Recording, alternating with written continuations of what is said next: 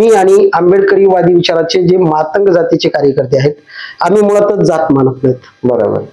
खरा आंबेडकरवादी हा जातीवादी नसतो. बरोबर. आणि नाईलाजाने या परिस्थितीमध्ये आम्हाला आमची जात, जन्मजात जाहीर करावी लागते.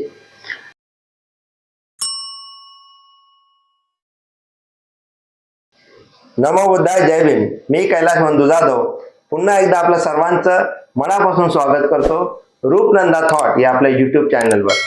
आज माझ्या सोबत आहेत पुरोगामी विचार मंचाचे संस्थापकीय अध्यक्ष, आमचे मित्र आदरणीय बी घोडेस्वार सर, ज्यांना आपण सादोळकर पण म्हणतो. तर मी बी घोडेस्वार सरांचं मनापासून स्वागत करतो. जय भीम सर. जय भीम. जय भीम सर.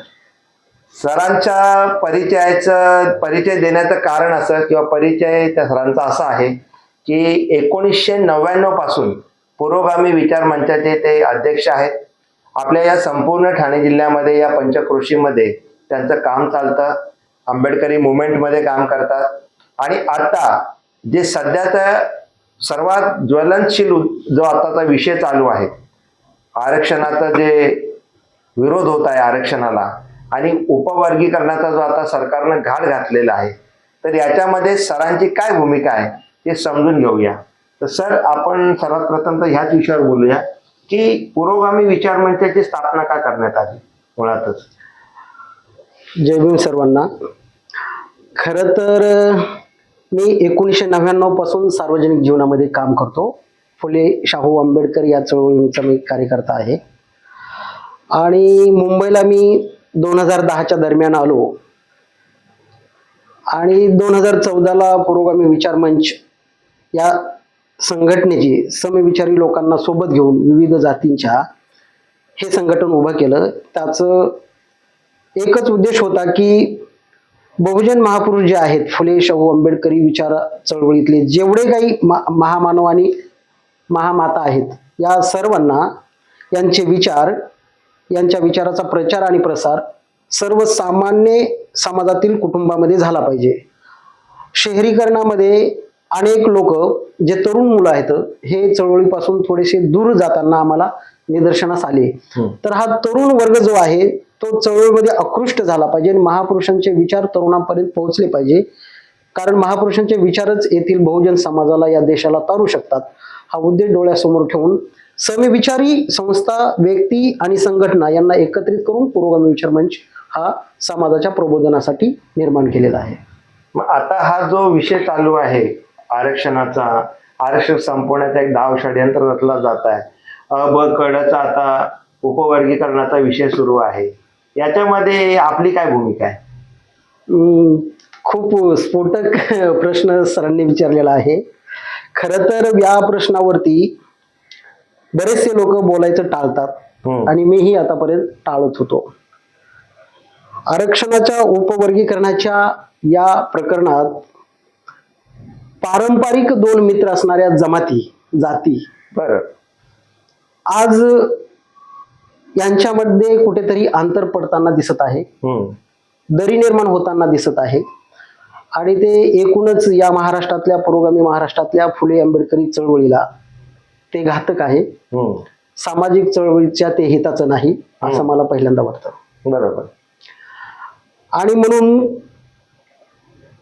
पारंपरिक मित्र, नैसर्गिक मित्र असणाऱ्या दोन जाती जर दूर जात असतील, एकमेकांच्या बद्दल गैरसमज करून घेत असतील, किंवा अन्य माध्यमातून कोणी त्याच्यामध्ये गैरसमज करण्याचा प्रयत्न करत असतील आणि त्याला दोन्ही जातीकडचे काही अडाणी म्हणा, अज्ञानी म्हणा किंवा गैरसमजातून म्हणा त्याला बळी पडत असतील, तर दोन्ही समाजातील जे उच्च शिक्षित आहेत, जे विचारवंत आहेत, जे शहाणे माणसं आहेत, यांनी एकत्रित येऊन याच्यावरती विचार केला पाहिजे आणि दोन्ही समाजामध्ये ही फूट पडू नये यासाठी खरं तर मला वाटतं प्रयत्न केले पाहिजे.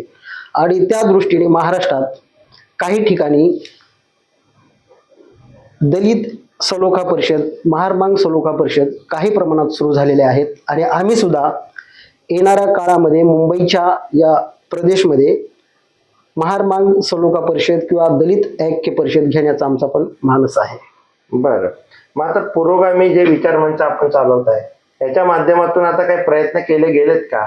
हा जो संपूर्ण महाराष्ट्रामध्ये एक नव्याने विषय लावून दिलेला आहे, जाती जातींमध्ये वाद निर्माण कशी होती, असा हा कुठेतरी प्रयत्न सुरू असताना पुरोगामी विचार मंचाने, आणि आता तुम्ही म्हणता आरक्षण बचाव समिती, तुम्ही तिथे संयोजक सुद्धा आहात, काय तुमची भूमिका राहिली या सर्व गोष्टींमध्ये? काय प्रयत्न केले तुम्ही या सर्वांसाठी? सर्वप्रथम मी हे स्पष्ट आणि जाहीर करू इच्छितो की पुरोगामी विचार मंच कोणत्याही एका जातीसाठी काम करत नाही. ठीक आहे. जातीवर आधारित विचार ही पुरोगामी विचार मंच मानत नाही. या महाराष्ट्रातला, या देशातला जो जो शोषित, उपेक्षित, वंचित घटक आहे, स्त्री पुरुष समानता आणि मुलांचे शिक्षण आणि रोजगारी आणि व्यसन निर्मूलन, अंधश्रद्धा निर्मूलन, या सगळ्या विषयावरती केंद्रस्थानी ठेवून पुरोगामी विचार मंच काम करतं. म्हणजे अर्थातच वर्गीकरणाचा विषय असेल किंवा सध्या दोन समाजामध्ये वाढणारं अंतर असेल, दरी असेल, ह्या विषयाला धरून पुरोगामी विचार मंचनी भूमिका स्पष्ट करण्यासाठी गेल्या एप्रिल महिन्यापासून मुंबईमध्ये मातंग समाजातल्या, खास करून विशेषतः जे वैचारिक आंबेडकरवादी, परिवर्तनवादी विचाराचे कार्यकर्ते आहेत, ते वेगवेगळ्या संघटनेचे आहेत, त्यांना एकत्रित आणण्याचं काम केलं.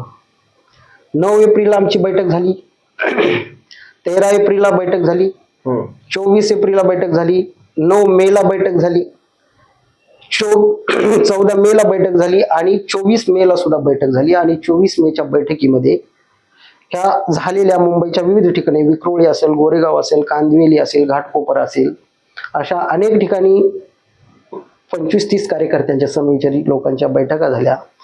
त्याच्यामध्ये अतिशय सूक्ष्म साधक बाधक चर्चा करण्यात आली आणि सर्व या समविचारी लोकांनी असा निर्णय घेतला की या आरक्षण उपवर्गीकरणाच्या संदर्भात मातंग समाजातल्या सुशिक्षित लोकांनी, परिवर्तनवादी विचाराच्या लोकांनी भूमिका मांडण्यासाठी पुढे आलं पाहिजे.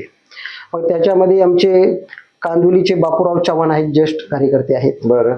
विक्रोळीचे बाळासाहेब उमाप आहेत, विक्रोळीचेच ॲडव्होकेट प्रदीप सूर्यवंशी आहेत, मानखुर्द साठेनगरचे ॲडव्होकेट दिलीप दुनगावकर आहेत, ॲडव्होकेट सर्वदे म्हणून आहेत, कांदिवलीचे आमचे तरुण कार्यकर्ते रंगनाथ काळे आहेत, मुंबईचे मानखुर्दचे शंकरराव साठे साहेब सिनियर कार्यकर्ते आहेत, ज्यांनी काही काळ RPI मध्ये, म्हणजे सर्व मातंग समाजातून बिलॉंग. आपण आंबेडकरी फुले शाहू विचार मंचा किंवा आपण जे बाबासाहेबांना मानणारा वर्ग आहे, तो जाती अंताच्या लढाईमध्ये कधी जिंकलेला आहे.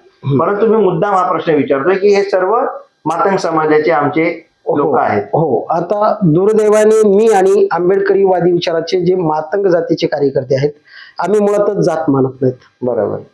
खरा आंबेडकरवादी हा जातीवादी नसतो. बरोबर.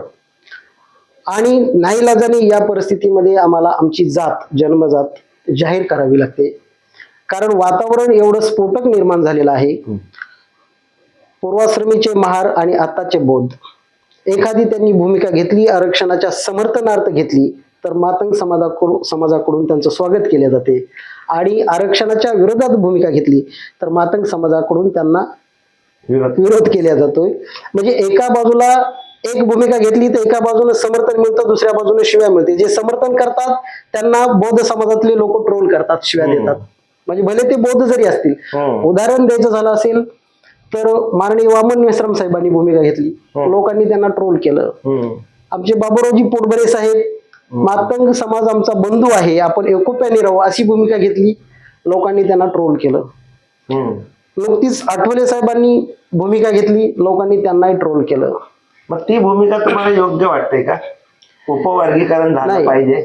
हा, तर मी मगाशी म्हणालो 24 मेला मुंबईमध्ये शेवटची आमची बैठक झाली आणि त्या बैठकीमध्ये ठरलं की उपवर्गीकरणाच्या संदर्भात आपण निर्णायक म्हणण्यापेक्षा सत्य भूमिका आणि आंबेडकरी चळवळीला तटस्थ दृष्टिकोनातून भूमिका घेणं गरजेचं आहे. आणि आम्ही भूमिका घेतली. आरक्षण बचाव समिती महाराष्ट्र असं एक टायटल देऊन आम्ही ती समिती स्थापन केली. आमचे सर्व, आता मी जे नावं घेतली होती ते लोक त्या समितीमध्ये आहेत. आणि महाराष्ट्रामध्ये आतापर्यंत बहुतांश बौद्ध समाजाच्या नेतृत्वाने मी जाहीरपणे बोलतो की स्वजात विचार करून विरोधाची भूमिका घेतलेली आहे. बरं. काही बौद्ध समाजाच्या काही नेतृत्वानी स्वजातीचा विचार न करता तटस्थपणे भूमिका घेतलेली आहे समर्थनाची. बर. तर आम्ही सर्व आंबेडकरवादी विचाराचे असल्यामुळे मी मगाशी म्हणालो की आंबेडकरवादी हा जातीयवादी नसतो, म्हणून आम्ही जातीच्या पलीकडे जाऊन जो येणाऱ्या काळामध्ये फुले आंबेडकरी चळवळीला हे उपवर्गीकरणाचा विषय जो आहे तो फाटाफूट निर्माण करणारा, जातीभेद वाढवणारा आणि जातीय अहंकाराची निर्मिती करणारा असल्यामुळे आम्ही सुद्धा या आरक्षण उपकरण वर्गीकरणाच्या संदर्भात निर्णायक भूमिका घेतली आहे की आरक्षण वर्गीकरण होणं हे चळवळीला परवडणार नाही, महापुरुषांच्या विचाराला परवडणार नाही, म्हणून आम्ही ती भूमिका घेतलेली आहे. आम्ही जातीच्या पलीकडे जाऊन भूमिका घेतलेली आहे. कोणत्याही जातीच्या भावना दुखवणार नाहीत, कोणत्याही जातीचा द्वेष मनात धरून नाही, कोणत्याही दबावाला बळी न पडता आम्ही सतसत विवेक बुद्धीने अगदी तटस्थपणे आंबेडकरी विचाराचे सच्चे पाईक म्हणून आम्ही ती भूमिका घेतलेली आहे. आता काल परवा एका मातंग समाजाच्या नेत्याने जाहीरपणे भाषण केलं आणि त्यांचं असं म्हणणं आहे की महाराष्ट्र हा टिळक आणि सावरकर यांचा आहे. त्याच्यावर तुमचं काय मत आहे?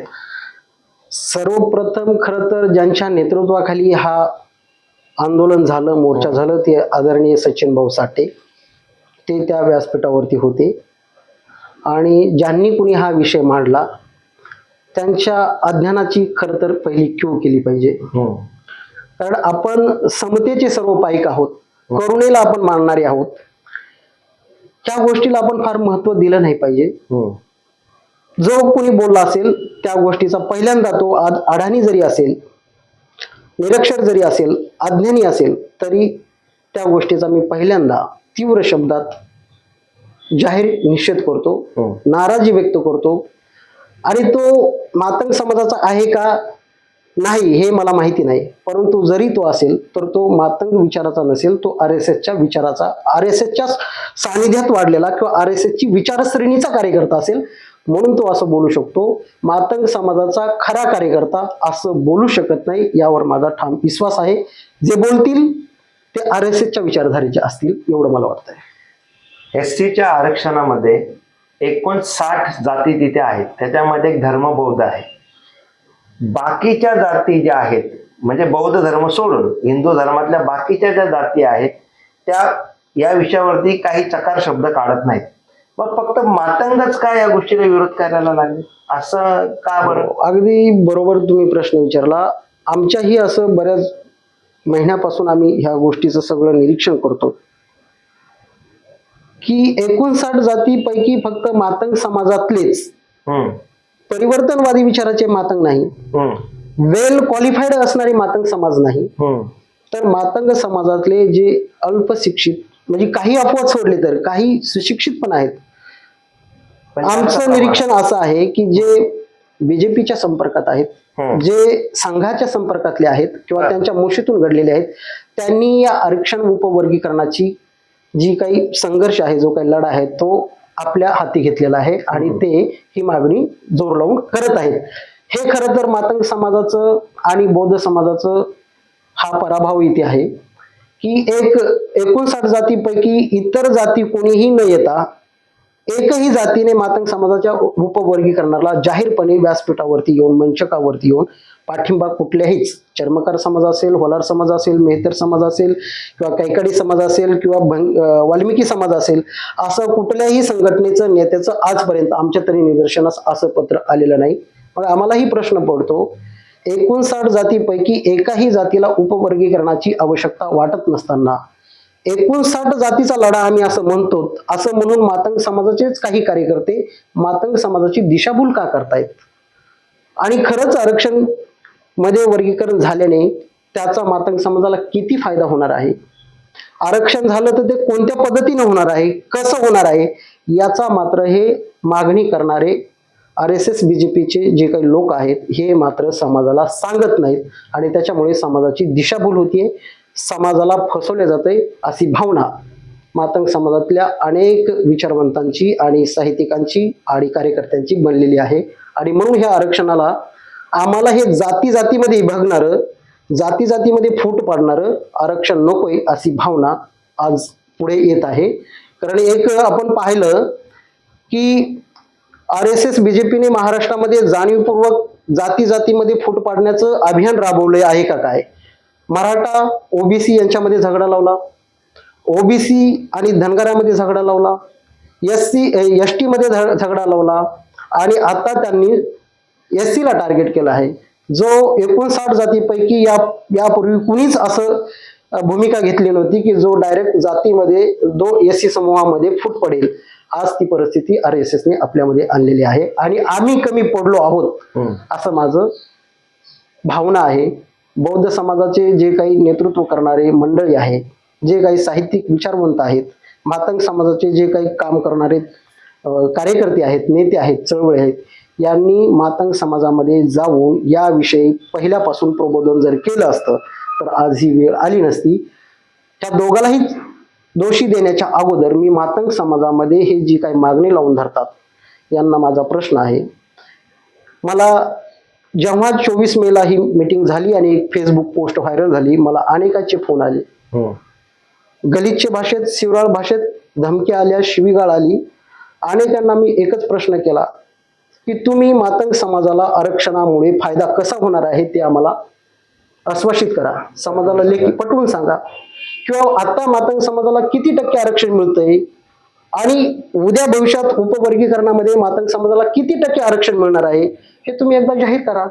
कोणीही आतापर्यंत तसा शब्द देऊ शकले नाही किंवा त्याच्यावरती बोलू शकले नाही.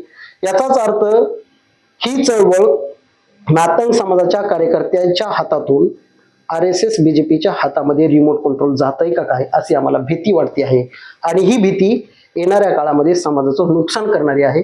म्हणून मातंग समाजाच्या विविध क्षेत्रात संस्थेचे काम करणारे, संघटनेचे काम करणारे कार्यकर्त्यांनी एकत्रित येऊन ही भूमिका घेतलेली आहे.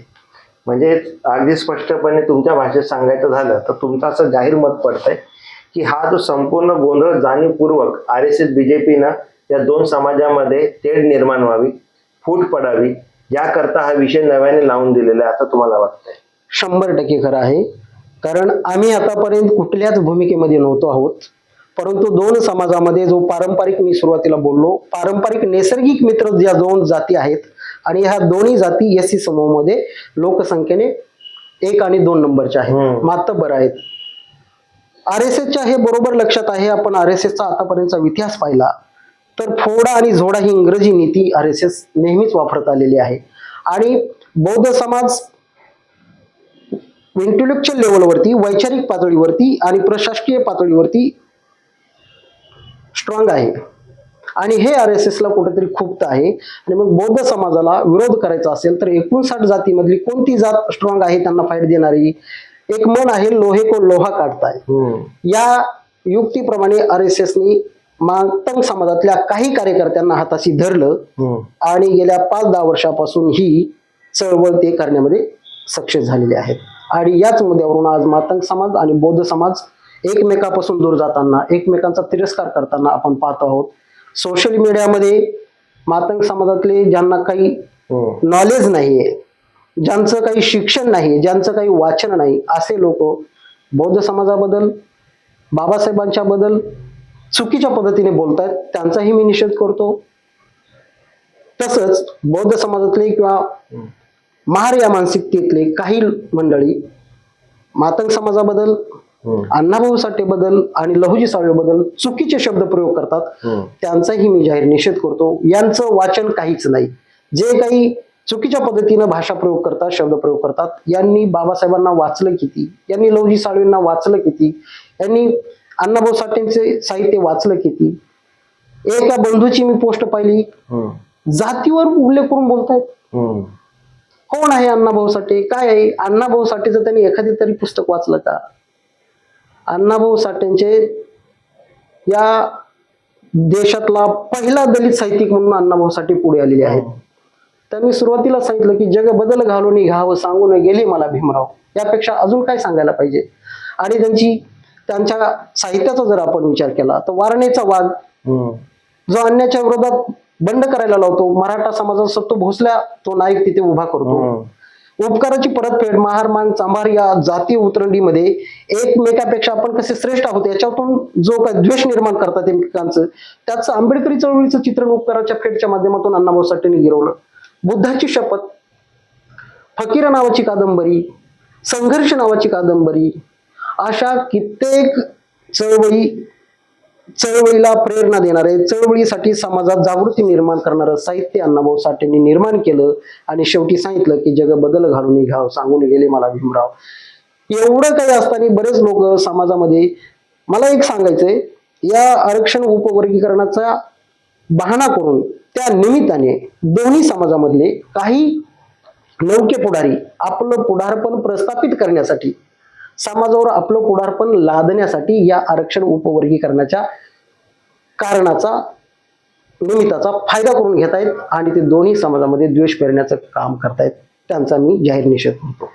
तर मी माझ्या लहानपणापासून अण्णाभाऊंना जेव्हा पाहिलं साहित्याच्या माध्यमातून, आंबेडकरी चळवळीच्या माध्यमातून, तर नेहमीच त्यांनी सांगितलं साहित्यातून, आंबेडकरी चळवळीमध्ये अण्णाभाऊंना आजही आंबेडकरी समाज आमचे भाऊ आहेत ते, या पद्धतीने आंबेडकरी चळवळीने त्यांना प्रेझेंट केलेलं आहे. बिलकुल. म्हणजे अनेक वेळा माझे कुठे भाषण असायचे तर मी नेहमी एक मांडणी करायचो. आता ती मांडणी बऱ्यापैकी मी करत नसतो, पण आज या निमित्तानं म्हणजे मी बोलेन की मी असं बोलायचो की तथागत भगवान गौतम बुद्ध म्हणजे ह्या सगळ्या बहुजन महापुरुषांशी आमचं काय नातं आहे.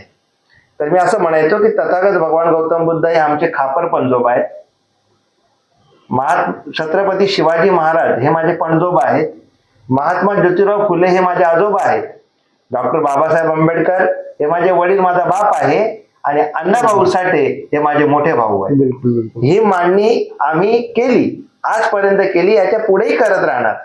अण्णाभाऊंना भारतरत्न मिळावा, त्यांचा जो जन्मदिवस आहे तोच खरा अर्थानं मराठीचा मराठी दिवस आहे. बिलकुल बिलकुल. ही मागणी आंबेडकरी चळवळीतूनच झालेली आहे. बिलकुल. आणि आज कुठेतरी या सगळ्या गोष्टीला तोडण्याचं षडयंत्र या देशामध्ये आणि या राज्यामध्ये, कारण हा महाराष्ट्र फुले शाहू बाबासाहेबांचा महाराष्ट्र आहे. बिलकुल. आणि इथे जे पेरलं जाईल ते देशामध्ये उगवलं बिलकुल जातं. बिलकुल. आणि आता हे सगळे प्रयोग इथे सुरू झालेले आहेत.